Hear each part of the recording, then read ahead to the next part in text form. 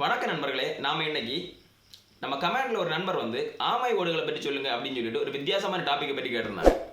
ஆமை ஓடுகளை பற்றி நம்ம சொல்லணும் அப்படின்னா ஆமைகளை பற்றி நம்ம கண்டிப்பா சொல்லியே ஆகணும். இந்த ஆமைகளை பற்றி தான் நம்ம இந்த வீடியோல பார்க்க போறோம். வாங்க வீடியோக்குள்ள அடி போலாம்.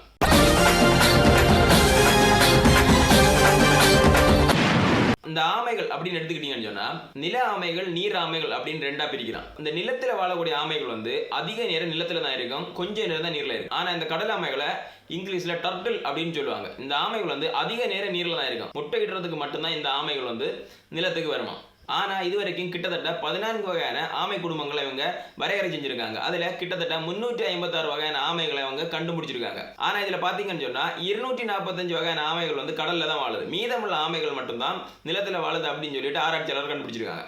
இந்த ஆமை வகைகள்ல மிகவும் முக்கியமான ஆமை வகைகள் என்னென்னு பாத்தீங்கன்னு சொன்னா நில ஆமை, நீர் ஆமை, கழுகு மூக்கு ஆமை, ஏழுவரி ஆமை, பேராமை, அழுங்காமை, தோணி ஆமை, பெருந்தலை ஆமை, சிற்றாமை அப்படின்னு சொல்லிட்டு பலவிதமான முக்கியமான ஆமை வகைகளை வந்து இங்க வரையறை பண்ணியிருக்காங்க. இந்த ஆமைகளோட வாழ்நாள் எவ்வளவுன்னு பாத்தீங்கன்னு சொன்னா 200 முதல் 300 வரைக்கும் அதுகளுக்கு வகைகளுக்கு ஏற்றவாறு இதுக்கு வாழும் அப்படின்னு சொல்லிட்டு கண்டுபிடிச்சிருக்காங்க. இதுல இந்த நில ஆமைகள் வந்து கிட்டத்தட்ட 2 முதல் 60 முட்டைகள் வரை இடுமா. ஆனா இந்த நீராமைகள் வந்து 100 முதல் 120 முட்டைகள் வரைக்கும் இடும் அப்படின்னு சொல்லிட்டு சொல்றாங்க. இந்த ஆமைகளோட உடலமைப்பை பார்த்தீங்கன்னு சொன்னா கிட்டத்தட்ட 280 எலும்புகள் கொண்ட இந்த ஆமைகளோட உடல்ல கிட்டத்தட்ட 60 வகையான தட்டையான எலும்பு வந்து இந்த ஆமைகளின் ஓட்டிலே அமைஞ்சிருக்கு. இந்த ஆமை ஓட நம்ம தொட்டு பார்த்தோம் அப்படின்னு சொன்னா ரொம்பவே கல்லு மாதிரி இருக்கும். அதனால நம்ம இதுக்கு எந்த உணர்திறனும் கிடையாது அப்படின்னு சொல்லிட்டு சொல்ல முடியாது. காரணம் என்னன்னு பாத்தீங்கன்னு சொன்னா இந்த ஆமைகளோட ஓடு வந்து அதோட உடலோட ஒன்றி இருக்கும். அது மட்டும் இல்லாம அதிகப்படியான நரம்புகள் வந்து இந்த ஆமைகளோட ஓடு வழியாக தான் போகுது. அதனால அதுக்கு அதிகப்படியான தொடுதிறன் இருக்கும் அப்படின்னு சொல்லிட்டு ஆராய்ச்சியாளர் சொல்றாங்க. இதுல இன்னொரு இன்ட்ரெஸ்டிங்கான விஷயம் என்னன்னு பாத்தீங்கன்னு சொன்னா இந்த ஆமைகள் இடுற முட்டையில இந்த நில ஆமைகளோட முட்டைகள் வந்து சூழ்நிலைக்கு ஏற்றவாறு பொரிக்கிறது கிட்டத்தட்ட 60 120 நாட்கள் வரைக்கும் ஆகுமா. ஆனா இந்த கடல் ஆமையோட முட்டைகள் வந்து மேக்சிமம் 60 முதல் 70 நாளைக்குள்ளாடி குஞ்சுகள் பொரிச்சு வெளியே வந்துடுமா. இந்த இரண்டுமே நில ஆமைக்கும் நீர் ஆமைக்கும் இருக்கக்கூடிய ஒரு முக்கியமான வித்தியாசம் ஆகும். அது மட்டும் இல்லாம இந்த நில ஆமை எடுத்துங்கன்னு பாத்தீங்கன்னு சொன்னா இதோட கால்கள் மற்றும் வால்கள், தலைகள் இது எல்லாத்தையுமே ஓட்டுக்குள்ள அடக்கக்கூடிய தன்மை பெற்றது. ஆனா இந்த நீர் ஆமைகள் வந்து தன்னோட கழுத்தையோ இல்லது காலையோ எதையுமே ஓட்டுக்குள்ள கொண்டு போகாது. மாறாக அது என்ன பண்ணும் அப்படின்னு பாத்தீங்கன்னு சொன்னா தன்னோட முன்னங்கால்கள் மற்றும் பின்னங்கால்களை துடுப்பு மாதிரி பயன்படுத்தி தான் கடல்ல நீந்தி போகுமா. இதுல இன்னொரு இன்ட்ரெஸ்டிங்கான விஷயம் என்னன்னு பாத்தீங்கன்னு சொன்னா நிலத்துல வாழக்கூடிய ஆமைகள்லயும் மிகப்பெரிய ஆமை வகைகள் இருக்கு. அது என்னன்னு பாத்தீங்கன்னு சொன்னா காலாபேஜஸ் அப்படின்னு சொல்லக்கூடிய ஒரு மிகப்பெரிய ஆமை வகைகள் தான் இந்த உலகத்தில் வாழக்கூடிய நில ஆமைகள்ல மிகப்பெரிய ஆமைகள் அப்படின்னு சொல்றாங்க. இந்த ஆமைகள் கிட்டத்தட்ட இது வரைக்கும் 417 கிலோ வரைக்குமே வளர்ந்துருக்கான். அது மட்டும் இல்லாம இதோட நீளம் எவ்வளவுன்னு பாத்தீங்கன்னு சொன்னா 6 அடி நீளம் வரைக்கும் இந்த ஆமைகள் வளருமா.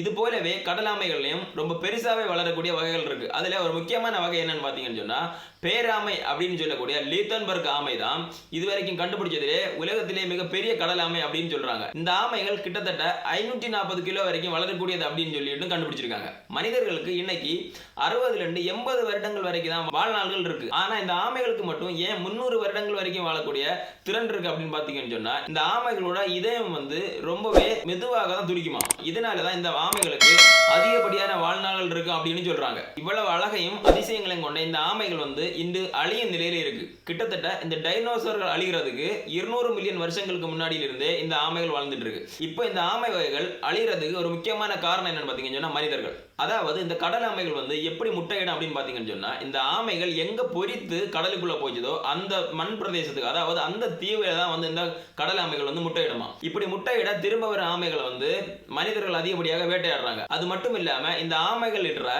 முட்டைகள்ல 199 முட்டைகள் வந்து பெண் ஆமைகளாக தான் இருக்குமா. அது ஏன் அப்படின்னு பாத்தீங்கன்னு சொன்னா காலநிலை மாற்றம் அப்படின்னு ஆராய்ச்சியாளர்கள் சொல்றாங்க. அதாவது அந்த முட்டையிட்ட அந்த இடம் வந்து ரொம்பவே குளிரான தன்மையில இருந்தா அதுல ஆண் ஆமை குஞ்சுகள் அதிகமா பொரிக்குமா. அந்த இடம் வந்து ரொம்பவே சூடா இருந்து அப்படின்னு பாத்தீங்கன்னு சொன்னா அதுல பெண் ஆமை குஞ்சுகள் பொரிக்குமா. உலகத்தோட தட்பவெட்ப நிலை மாறுதல் காரணமாக அதிகப்படியான புவி வெப்பம் அடைதல் காரணமாகவும் இந்த மாற்றம் ஏற்பட்டிருக்கு அப்படின்னு சொல்லிட்டு ஆராய்ச்சியாளர்கள் சொல்றாங்க. ஆனா இப்படி பொறித்த இந்த கடலாமை குஞ்சுகள் வந்து நிலத்திலிருந்து கடலுக்கு போற வழியில பறவைகள் வந்து அதிகப்படியான இந்த ஆமை குஞ்சுகளை வந்து வேட்டையாடுது. அதன் மூலமாகவும் இந்த கடல் ஆமைகளோட எண்ணிக்கை வந்து ரொம்பவே குறைஞ்சு கொண்டு இருக்கு. இப்படி கடலுக்குள்ள தப்பிச்சு போற ஆமைகள்ல 1000 ஆமைகள்ல ஒரு ஆமை மட்டும்தான் வளர்ந்து தன்னோட முட்டையிடும் பருவத்தை எட்டுது அப்படின்னு சொல்லிட்டு ஆராய்ச்சியாளர் கண்டுபிடிச்சிருக்காங்க. மீதமுள்ள இந்த ஆமை குஞ்சுகள் வந்து முழு வளர்ச்சி அடையாமலே மனிதர்களாலும் வேற உயிரினங்களாலும் வேட்டையாடப்பட்டு கொல்லப்படுது அப்படின்னு கண்டுபிடிச்சிருக்காங்க. இந்த வளர்ந்த ஆமைகள்ல ரொம்பவும் வலுவான ஒரு பகுதி என்னன்னு பாத்தீங்கன்னா இந்த ஆமைகளின் ஆமை ஓடு தான். இந்த ஆமை ஓடு வந்து ஆமைகளின் நரம்பு மண்டலத்தோட டைரக்டா பிணைக்கப்பட்டிருக்கு. அதனால இந்த ஆமைகளிடமிருந்து இதோட ஓட வந்து தனியா பிரிக்கிறது வந்து ரொம்பவே ஒரு கஷ்டமான ஒரு விஷயமா.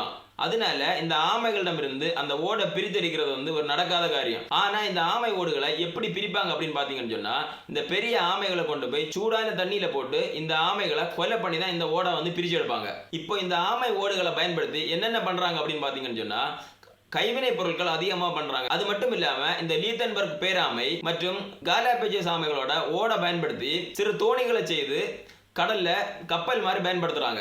இன்னும் சிலர் என்ன பண்றாங்க அப்படின்னு பாத்தீங்கன்னா இந்த ஆமை ஓட்டுல அதிகப்படியான மருத்துவ தன்மை இருக்கு அப்படின்னு சொல்றாங்க. நாம இப்போ உலகத்திலே வாழக்கூடிய மிகப்பெரிய ஆமைகளை எல்லாம் பார்த்தோம். ஆனா இதே உலகத்துல ரொம்பவே சிறிய நில ஆமைகளும் இருக்கு, நீர் ஆமைகளும் இருக்கு. அதுல இந்த உலகத்திலே இருக்கக்கூடியதிலே மிகச்சிறிய கேப்டாடாய்ஸ் அப்படின்னு சொல்லக்கூடிய ஆமை வகைகள் தான் ரொம்பவே சிறிய ஆமை வகைகள் அப்படின்னு சொல்றாங்க. அதே மாதிரி நீர்ல இருக்கக்கூடியதுல ஸ்டிங்கட் அப்படின்னு சொல்லக்கூடிய ஆமை வகைகள் வந்து ரொம்பவே சிறிய வகை ஆமை அப்படின்னு சொல்லிட்டு ஆராய்ச்சியாளர் சொல்றாங்க. தன்னோட வாழ்நாள்ல இவ்வளவு அதிசயங்களையும் இவ்வளவு ஆபத்துகளையும் கொண்டிருக்கிற இந்த ஆமை வகைகளை பாத்தீங்கன்னு சொன்னா இன்றைக்கு அழியும் நிலையில இருக்குது. அதிகப்படியான ஆமை வகைகள் வந்து அழிஞ்சிருச்சு அப்படின்னே சொல்றாங்க. அதனால கவர்மெண்ட் வந்து மே 23 வந்து உலக ஆமைகள் தினமாக அறிவிச்சிருக்காங்க.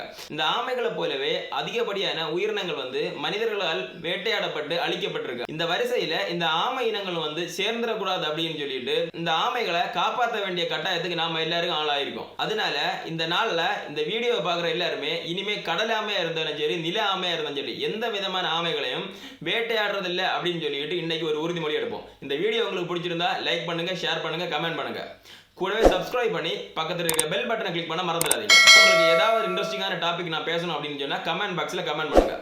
மீண்டும் இன்னொரு வீடியோட நான் உங்களை சந்திக்கிறேன். நன்றி.